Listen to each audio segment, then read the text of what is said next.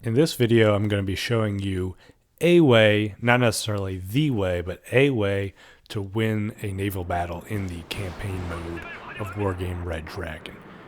Before I do that, I'm going to show you some things at the strategic operational level and the campaign map that are going to make it easier for you to win. Now, the point of this campaign is to take Vladivostok and then, while still holding Vladivostok, to take Kalarevo as well. This weird-looking North Korean woman is going to remind you that if you take Naval Sector Bravo, then the glorious North Korean Marines will be able to help with a pincer attack into Vladivostok. So to win that engagement in Naval Sector Bravo, which is what this video is going to be focusing on, I recommend that you deploy an additional naval attack squadron. So the reason for this is that the naval attack squadron that you start off with only has 4 command ships, 8 Moskats, which is the type of ship that has anti-ship missiles, and 1 supply ship. The North Korean naval battle group that you can buy is more oriented on supporting the Marines than on naval combat, so it's not ideal, even though it does come with a bunch of supply ships. So you should buy that extra naval attack squadron and deploy both into Naval Sector Bravo. That's going to enable you to have the best chance of winning the battle, which I'm about to show you. And so here we are at the start of our naval battle, so I'm just going to narrate this. You can see I've got 2 A5s, and you can't forget to bring in the A5s from where they start, so you have to deploy those as well. But you can see I've got a bunch of Moskits in front, the Muna supply trucks behind them, and then the Luda, which is my command vehicle, behind them. I've also got that kind of situation on the left side of the naval sector as well, so that in case they come after that Luda, it's protected by 2 Moskits as well. This ends up being a mistake. I should have just consolidated all of them on the right side so that they could be mutually supporting, but I don't do that. So I had I had sped up time until I got to the point where the enemy is approaching. These naval battles can be kind of slow compared to the ground battles because ships just move slower than tanks. Or at least in this. I don't actually know if that's true. I don't really know much about naval combat in general, right? But anyway, so now I'm just reorienting my ships so that they are facing to the side. I don't know if that matters, really. I think they can actually probably shoot their anti-ship missiles from any orientation. So the basic plan here is going to be to defeat their attack and then counterattack, right? Which is very simple. I've tried doing this battle before where I go after the enemy in their naval sector that's leading to Vladivostok, and it just doesn't work out super well for me.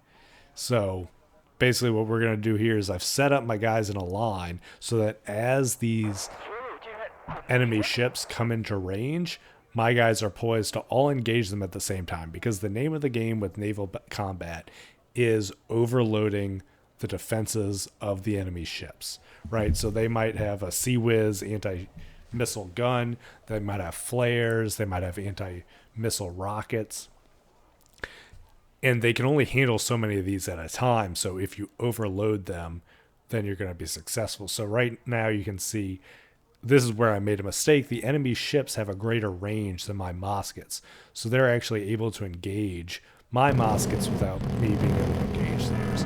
There you can see they shot down all those ships, but it's not going to stay like that forever. Here you see I already lost 1 Moskit.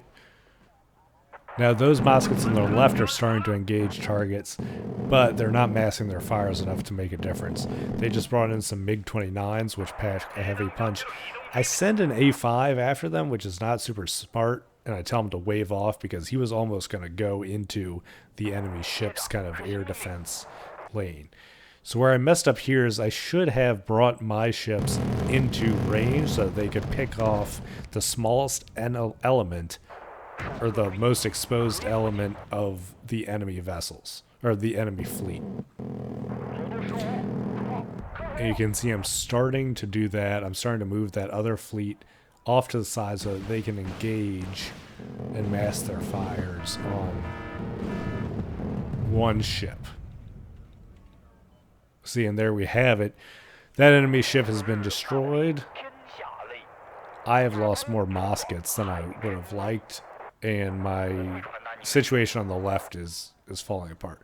Whereas some ships only have anti-ship missiles, you can see the Sovremny has normal, anti-ship guns, and that's what kills my Mosket there. I'm gonna try and move my Luda over around that little batch of land so it can join up with the other forces. It's going to end up being unsuccessful. My Munas are coming in to resupply my Moskets because they desperately need it. And my Luda is getting devastated by the much more powerful Sovremny. But the Sovremny is also starting to panic. And it gets destroyed, right? So that's a good deal for me. So now I've started to defeat their main attack. They're bringing in more MiG-29s, which, my Moskets engage, but they're not fast enough. So those are very powerful. I foolishly send my A5s after them because in the hope that, they do have air-to-air missiles, but they're not great. So the MiG-29s are gone before I can do anything. Now I am bringing my A5s in to strike those ships, the enemy ships. There is a technique that somebody in the comments on one of my videos had told me about where basically if you deploy your aircraft parallel to the enemy ships, or not parallel, perpendicular to the enemy ships, and then once they're even with them, you tell them to turn and attack, they will all loose their rockets at the same time, which presents a greater chance of overwhelming the enemy ship's defenses. So I'm going to do that a few times, especially at the end of this match, because that's how I end up killing the second Sovremny command vehicle, which wins me the game. So after I defeat this main attack, my A5s really come in clutch, if we're still saying that. I don't know if we are. I'm in my 30s, so I'm not always, into what's hip, what kind of language. So right now we've got kind of this standoff going on between the enemy ships and my ships. My guys are repairing, and I'm going to decide, okay, I need to go after these ships one by one if I'm going to win this battle. So my Moskets begin the ponderously slow journey towards the enemy. It looks like the Nanushka is trying to take a shot at the title. This is another place where I kind of engage in some overkill, right? So that's a lot of missiles. A lot of those missiles were wasted because, they were just overkill. What I should have done is turned off the weapons for some of my Moskets so that they could, save weapons, because now they're out and my Muna is going to have to come back up and resupply. And the Muna only has so much supply, and I can't deploy more supply ships because my battle group only had one. Each battle group only had one, so I started off the battle with a total of 2.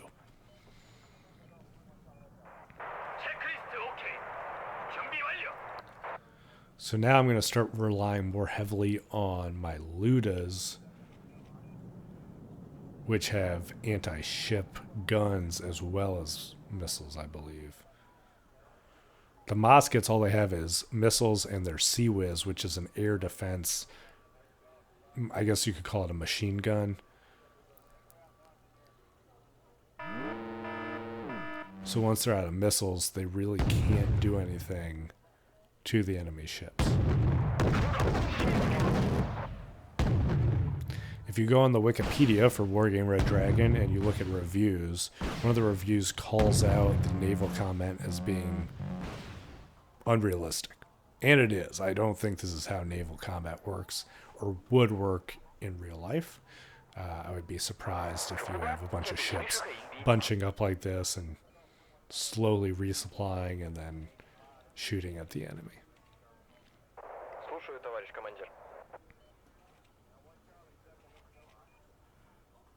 So at this point, again, we are resupplying.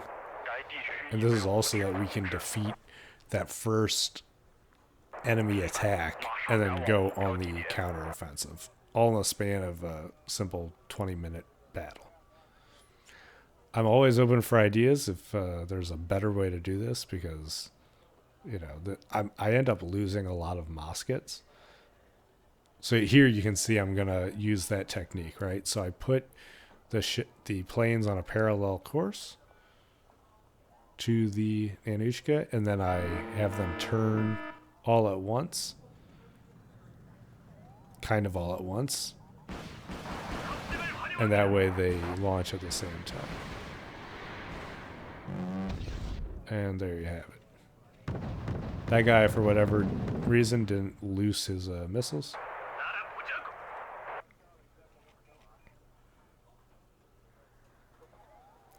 I was sending a Luda to capture the other command point or command sector. I didn't need to do that. There was really no benefit to me getting more command points or more command income, because I'm so limited on the number of ships I have that being able to bring in more quickly wasn't going to be a good investment. So I would just stick to this one naval sector, because the enemy AI is just going to gun for your command vehicle. Right now I'm in a risky place because I only have one command vehicle, and if they brought in their MiG-29s and were able to kill my command vehicle... Oh, never mind. I actually had 2 command vehicles, which is good, because that one that's kind of in there with the other Moskits is not doing so hot.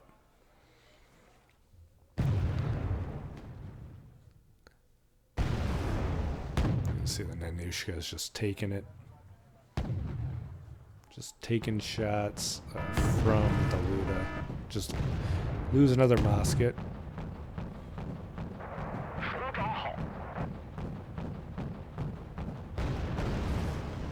Try and close the distance and launch. You see, like, all those missiles are serious overkill. But what I see now is that their Muna is just sitting out there, so that's the supply vehicle.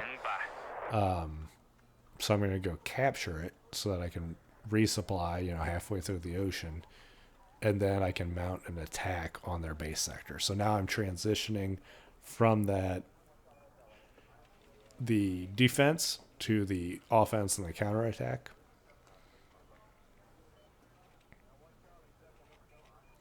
And I'm going to make some serious mistakes because I'm sending my guys out to capture this supply vehicle. They don't have any missiles. The only one that has any kind of offensive capability is the Luda that I'm sending with it, and the replacement Luda that's also going with it. What it seems like to me is that the Sovereign Remedy is alone, but that is not the case. So now we have some MiG-29s coming in. Oh, yeah. And they target the command vehicle, right? So now I'm starting to get into the danger zone with my command points. You can see that I only have 849 destruction points left, rather. Enemy is at 603, so I had enjoyed a pretty sizable lead up until that moment, and it's actually going to get worse as this game goes on. But now with 7 minutes remaining, I bring in another flight of A5s. Looks like I've got 6 of these. And Sovereign Remedy is launching anti-ship missiles at my Moskits.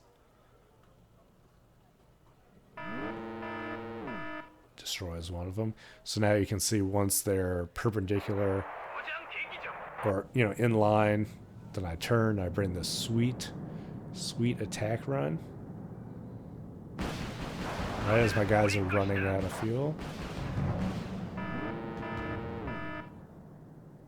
That was pretty good as far as a attack run goes. My ill-fated venture. Okay, so we captured the Muna, but now we're in sight of the enemy. we're within range of the enemy rather. And they're targeting the moon actually.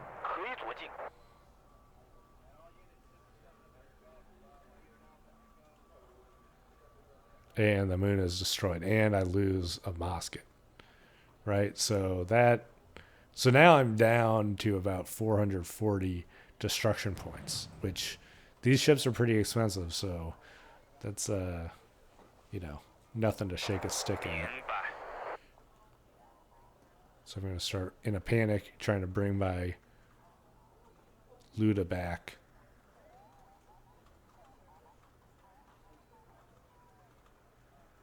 Trying to bring my one, and then now the MiGs come.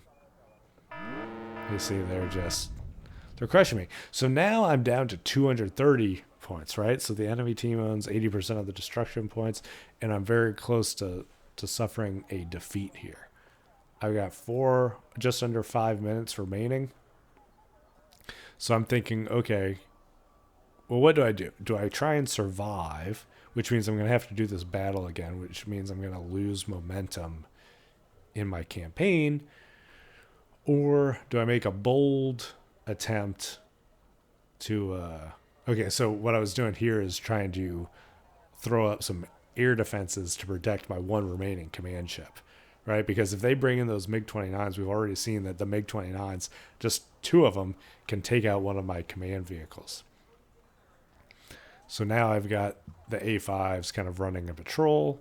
I did that by holding shift and clicking 2 different... right-clicking 2 different points on the map, and they're just going to go in between those 2 points. The Sovereignty I can see has been brutalized, but it's getting repaired by a supply ship. That's what that yellow flashing icon was. So I say, hey, I'm going to go for it again. And when I hover over the Sovereignty, in the bottom, you can see a little blue bar that shows its like health, basically, and where it's at. And in paying attention to that factored into my decision to make the final run that I do right at the end of the match. Because I know that I'm going to be able to destroy... Yeah, you can see there that they've got about 3 little bars of health remaining. We start another attack run using the perpendicular method.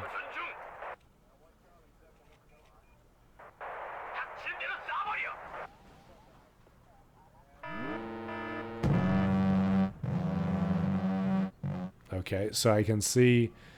All right, well, I didn't kill him. But where am I at? I've got 3 A5s that are not refueling. I'm going to go for it again. It seems like my ships are safe for now. You can see I'm completely out of air. I've got like 2 Moskits remaining. I deploy those to make sure that I'm not going to lose at the last moment. And I'm taking a risk here because I believe each of these ships or each of these airplanes were around 90 points.